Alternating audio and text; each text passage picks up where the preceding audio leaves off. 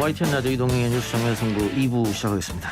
지난 주말 이재명 더불어민주당 대선 후보가 자신의 고향이 있는 대구 경북을 찾았습니다.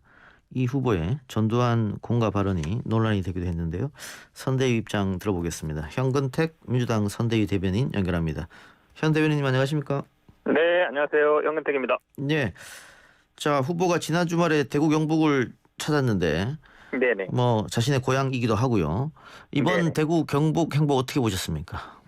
일단은 안동이 고향이니까 고향이라 볼 수 있죠. 예. 그리고 다른 지역은 2박 3일도 갔는데 이제 3박 4일 일정을 잡아서 대구 경북 전 지역을 이제 저인망식으로 전부 훑었다 보면 되고요. 예. 아마 본인이 고향이기 때문에 지금 지난번에 이제 문재인 대통령이 대구 경북에서 한 20% 정도 얻었거든요. 예. 본인이 목표는 그보다 2배 이상 되지 않을까라고 보고 있어서 이재명 후보가 어쨌든 여기를 전략 지역으로 생각하고 아마 이렇게 하는 것 같습니다. 구체적으로 한 30% 이상 가능할까요? 저는 가능하다고 봅니다. 최근 여론조사 결과도 보면 물론 이제 부동층이 있긴 합니다만 예. 결국은 이게 지역으로 구분하는 건 그렇지만 예. 본인이 고향이라 하고 있고 그다음에 내가 나중에 묻힐 곳이다라고 얘기하고 있어서 또 대구에 항상 가면 얘기하는 것이 어쨌든 그동안 국민의힘 계열을 계속 밀어줬는데 사실은 굉장히 상대적으로 낙후돼 있지 않냐 이런 얘기를 많이 하고 있거든요. 예. 그리고 전직 국회의원도 이렇게 지지하는 거 보면 아마 좀 기대를 많이 하는 것 같습니다. 예. 자, 3박 4일 일정을 오늘 마무리했는데 윤석열 후보는 일정이 너무 없어서 문제인데 이재명 후보는 일정이 너무 많아서 문제다 이런 얘기도 있습니다. 그게 좀 스케줄을 줄이는 방안을 생각하지 않으신가요? 좀 굉장히 피곤해 보이던데. 그럴 것도 있는데요. 또 아마 이제 정치 하시는 분 특히 이재명 후보 같은 경우는 아마 사람들을 만나고 또 이 즉석 연설도 좀 짧게 하시면 좋겠다는 데 굉장히 이제 길어지고 있는데 그런 데서 본인의 어떤 정치적인 존재감이라 그럴까요? 예. 하는 것 같습니다. 그리고 예. 사람들 만나서 얘기를 듣길 좋아하고 물론 굉장히 빡빡하기 때문에 체력적으로 문제가 있는 거 아니냐 그러는데 또 목소리 이렇게 저녁에 들어보면 또 쌩쌩하고요. 예. 그래서 제가 보기엔 아주 무리 있는 건 같지는 예. 않고 또 아마 그런 것이 지금 이제 코로나 시대에 이제 대면 접촉이라든지 어찌 보면 이제 미디어 쪽으로만 흐르고 있는데 원래 선거 과정에는 사람들 직접 예. 만나는 게 굉장히 중요하거든요. 만난 사람들이 반응이 좋고 예. 그래서 아마 제가 보기에는 이런 스케줄은 계속 잡을 것 같습니다. 그러니까 메타버스가 지방 돌면서 성과가 있는 것 같습니다. 충청을 돌면 그다음 여론조사하면 충청 지지율이 오르고 그렇죠. 호남을 돌면 호남 지지율이 올라요. 오르긴 오르는데 이번에 대구 경북은 어떨 것인가? 왜냐하면 지금 이번에 TK 찾아서 이 전두환 씨에 대해서 공가가 공존한다 이런 발언을 해서 윤석열하고 다를 게 뭐가 있냐 이런 비판을 받았단 말이죠. 네네. 일단 전체 맥락에서 보시면 아시겠지만 총칼로 집권했다. 그다음에 절대 용서할 수 없다. 중대 범죄다 이렇게 말한 건 맞는데요. 이제 예. 공과 얘기한 부분에 대해서 윤석열 후보와 이제 많이 비교를 하는 것 같은데 예. 윤석열 후보와의 차이점이 있다면 굳이 이런 거죠. 그러니까 윤석열 후보는 하나 빼고는 나머지는 잘했다 이렇게 얘기하는 거고 이재명 후보는 하나 정도밖에 없다라고 나머지는 다 문제가 있다 이렇게 얘기한 건데 그래도 어쨌든 최근에 이제 이재명 후보가 굉장히 이제 말을 많이 하다 보니까 그런 건데 좀 발언은 조금 신중하게 할 필요가 있는 것 같습니다. 예. 그래서 제가 아까 일정을 좀 줄여야 되지 않겠느냐 그 말도 비슷한 맥락인데 이게 지금 현 대변인이 이야기한 총칼로 집권했다 용서할 수 없다 이런 발언 언론에서 안 실어주거든요. 그렇죠. 앞에 어쨌든 전두환을 옹호하지 않았냐 이렇게 논란으로 가버리니까 내로남불에 또 휩싸이지 않느냐. 그래서 이재명 후보가 어떤 생각으로 발언했는지 저는 알 수는 없습니다만은 결과론적으로는 실수하지 않았느냐 그런 생각이 드는데 어떻게 생각하세요? 아마 그렇게 언론에서 많이 보는 것 같습니다. 예. 왜냐하면 말씀처럼 전체 부분에서 맥락을 보면 당연히 이제 중범죄 이렇게 얘기했지만 이제 공과를 논할 수 없는 거 아니냐. 근데 이제 그게 제가 보기에는 말을 많이 해서 그런 것도 있지만요. 이게 평소에 이렇게 어찌 보면 있는 그대로 이렇게 받아들여야 되는 거 아니냐 이런 생각도 있는 것 같은데 제가 보도 약간 발언에 신중히 할 필요는 있는 것 같고 그게 사실은 일정 문제는 아닌 것 같고요. 연설을 즉석 연설을 이렇게 하면 반응이 좋고 이러다 보니까 그걸 이제 길게 하는 경향이 있거든요. 예. 그런 부분들 어느 정도 시간 제한할 필요 있는 것 같습니다. 알겠습니다. 지난주 유시민 전 이사장이요. 오늘 이해찬 전 대표가 이 후보를 지원하기 위해서 공개적으로 방송에 등장했던데 플러스 알파가 될 거라고 보십니까 후보한테? 그렇죠. 지금 아마 뭐 대부분의 언론에 계신 분들이 알겠지만 이제 상대 진영에서는 뭐 여러 뭐 스피커들이 많이 나오고 있죠. 예. 이준석, 김종인, 뭐 진중권도 예전부터 스피커 역할을 해왔고, 예. 네, 금태섭 뭐 많잖아요. 예. 윤희숙, 이수정 많은데 저희 쪽에서는 사실은 어찌 보면 큰 스피커가 많지 않아요. 그렇게 본다 그러면 유시민 이사장의 등장이나 뭐 이해찬 대표의 등장은 뭐 지지층 결합도 있겠지만 이제 확실하게 좀 이렇게 확실한 메시지를 내주는 거 이게 중요하거든요. 순간순간 예. 내줘야 되는데 그 부분이 조금 저희들이 약한 거 아니냐라는 고민이 항상 있었습니다. 근데 이제 어쨌든 전체적인 틀을 잡아주고 이렇게 중심을 잡아주는 역할들을 충분히 하실 수 있을 거로 보고 있습니다. 국민의힘 쪽에선 이해찬 전 대표가 등장하면 땡큐다, 이나땡 이런 이야기도 하던데 어떻게 생각하십니까? 뭐 그거는 뭐 그분들 생각이고요. 아마 예. 제가 보기에는 김종인 대 이해찬 승부로 이제 보시는 분들이 있을 것 같아요. 예. 근데 뭐 우리 아시다시피 이해찬 대표가 처음 선거 관악 88년에 붙을 예. 때부터 김종인 대표하고 붙었거든요. 예. 그 후로 뭐 선거 져본 적이 없는 분이고 김종인 비대위원장은 계속 그 다음에는 이제 비례대표로만 갔잖아요. 예. 본인 선거는 안 해본 사람이거든요. 예. 자기 선거하고 남의 선거는 100% 다릅니다. 자기 선거를 뛰면서 실제로 이겨본 사람하고 남의 선거 코치한 사람하고 다르다. 김종인 대 뭐 이해찬 승부에서는 저는 뭐 이해찬 대회가 압도적인 실적으로 보여주고 있어서 그런 부분이 저는 뭐 결과로 나타날 걸로 보고 있습니다. 예. 지난 주말 이준석 대표가 돌연 N번방 방지법을 들고 나와서 지금 시끄러운 것 같은데 윤석열 후보는 검열이다. 법을 개정해야 한다. 이런 입장인데 이재명 후보 입장은 어떻습니까? 이게 참 재밌는 게요. 이게 예. 작년에 우리 여야 합의로 통과했거든요. 예. 그래서 한 50명 그래 미래통합당 했죠. 미래통합당 의원들도 찬성해서 통과한 거예요. 예. 사실은 이게 뭐 물론 이준석 대표나 뭐 윤석열 후보는 국회의원 아니고 그 당시에 자기들이 찬성표 안 던졌다 할 수 있는데 여야 합의로 됐다는 거는 이 당론으로 됐다는 얘기거든요. 예. 50명 이상의 의원이 찬성했으면 사실은 어떻게 먼저 나와야 되냐면 우리가 이거를 잘 모르고 통과시켰다. 이런 부작용이 있을지 몰랐다. 왜냐면 시행한 지 지금 며칠 안 지났잖아요. 예. 그다음에 뭐 그럼 제대로 검토를 못했다라고 자기 반성을 먼저 하고 그다음에 개정 얘기를 해야 되는데 마치 이거 자기들은 관계없이 남의 일처럼 얘기하잖아요. 예. 저는 오히려 미래통합당하고 국민의힘이 다른 당인가 이런 생각이 들 정도예요. 그러니까 예를 들어 문제점이 있다 그러면 그 전에 어쨌든 여야 합의로 된 거기 때문에 이런 부분에 대해서 체크를 못해서 다시 뭐 좀 죄송하다.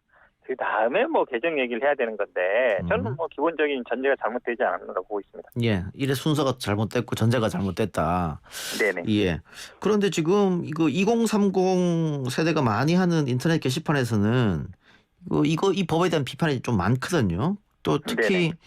말 그대로 N번방 방지법인데 N번방은 텔레그램에서 시작했는데 사실 그렇죠. 네. 이 법은 텔레그램도 제외란 말이에요. 외국 사업자라고. 그러면 그렇죠. 실효성도 없는 거 아니냐. 그런 논란이 좀 있는 것 같습니다.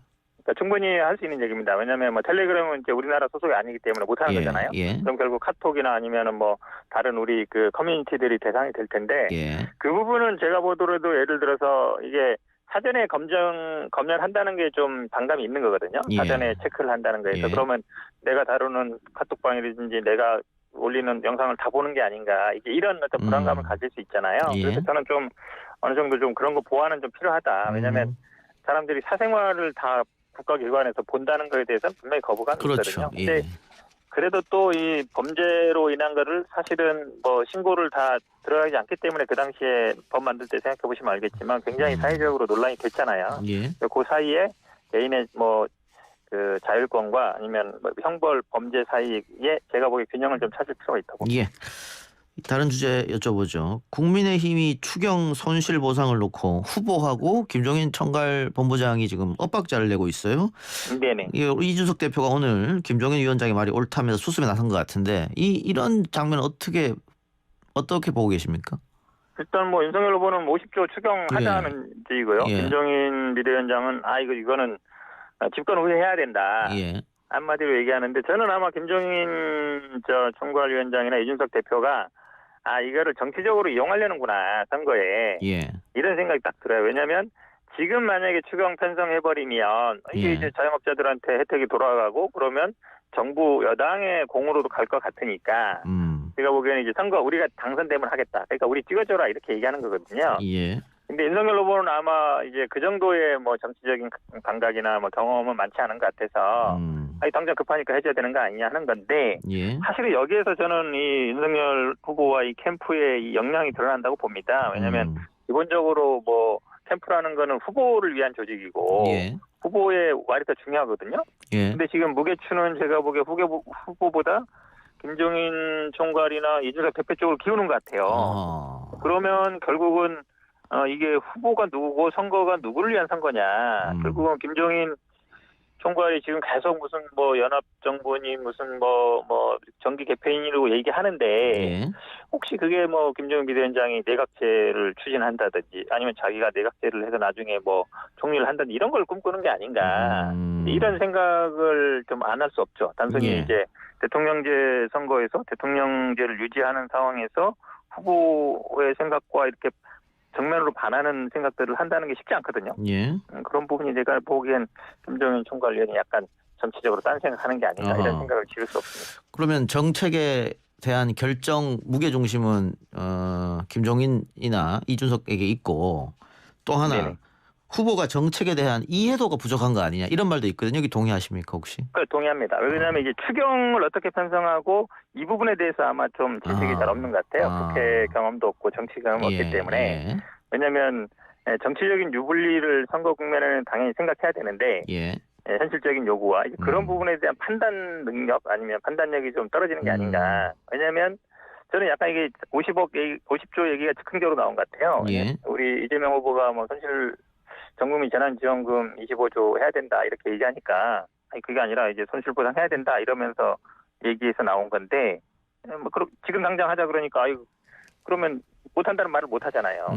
근데 이제 그 뒤에서 하시는 분들이 이제 그 판단을 하는 것 같은데 결국은 이런 상황이 앞으로도 중요한 문제 의사결정을 할 때는 이런 식의 어쨌든 약간 정무적인 정책적인 판단 못하는 후보와 그런 거를 약간 이제 뒤에서 손질해야 되는 이런 참모들 사이 엇박자가 저는 뭐 자주 일어날 걸로 보고 있습니다. 알겠습니다. 민주당이 최근 그 윤석열 후보 부인이죠. 김건희 씨에 대한 공세를 펼치고 있던데 이준석 대표가 직접 만나보니까 김건희 리스크 잘 되지 않을 것이다 이런 얘기를 했습니다. 어떻게 생각하시는지요? 그럼 뭐 나오면 되죠. 뭐 이준석 대표 얘기도 나오면 되는 거예요. 예. 저는 뭐 나오면 되는데 안 나오는 거는 그만한 이유가 있는 거잖아요. 그리고 이거를 뭐 여론조사도 보니까 뭐 압도적 다수들이 검증해야 된다 부인도 이 생각인 것 같고요. 이걸 자꾸 무슨 사생활 문제 뭐 여성의 인권 문제 이렇게 피해가려고 하시는데 예. 뭐 우리가 뭐 이름을 바꾸거나 뭐 성형을 하거나 이런 걸 뭐라 하는 건 아니거든요. 예. 그다음에 뭐 과거에 뭐 어떤 남자 어떤 관계에 있었는지 아무 관계 없는데 근데 그 관계에 대한 예를 들어 남자가 뭐 권력 있는 사람이거나 뭐 검사거나 이런 사람들이 뭐 장모나 이런 사람들의 뭐 동업과 관련된 일에 어떤 역할을 하거나 예. 그거는 사생활을 뛰어넘는 거잖아요. 그다음에 학력 문제라든지 경력 문제는 우리 공직선거법도 보면 굉장히 학력, 경력 이런 걸 속이는 것을 굉장히 중요하게 딱 조문으로 해두고 있거든요. 예. 그럼 학력 문제도 지금 나오고 있고 계속 경력이라도 당연히 들어갑니다. 경력이 단순히 뭐 어떤 직책뿐만 아니라 과거에 어떤 일을 했냐도 굉장히 중요하기 때문에 그런 거는 당연히 저는 뭐 검증 대상이 될 수밖에 없다. 그리고 재산 형성, 뭐 주가 조작이라든지 아니면 뭐 협찬이라든지 이게 다 본인이 일을 하면서 나온 거잖아요. 예. 그런 부분을 검증 안 한다 그러면 차라리 뭐 본인이 나는 청와대 들어갈 생각 없다라고 선언하면 되는 거죠. 그러면은 그 대변인이 보시기에 김건희 씨는 안 나오는 게 아니고 못 나온다 이렇게 판단하시는 것 같네요. 현재는 저는 뭐 그렇다고 봅니다. 왜냐하면 계속 간을 보고 있다고 봐요. 뭐 김재원 최고나 뭐 금태섭 의원도 뭐 기억력이 좋다 그러고 뭐 나올 거다 그러고 얘기하는데 사실은 그분들이 얘기하는 거 정확한 워딩을 보면 그래도 나는 잘 모르겠다. 정확히 잘 모르겠다. 이렇게 얘기 많이 해요. 예. 나왔으면 좋겠다. 기대 바람이지 팩트를 얘기하는 것 같지는 않거든요. 그쪽. 그러니까 그런 걸 보면 그 국민의힘 캠프에서 김건희 씨와 관련돼서 자신 있게 말할 수 있는 사람이 별로 없는 것 같아요.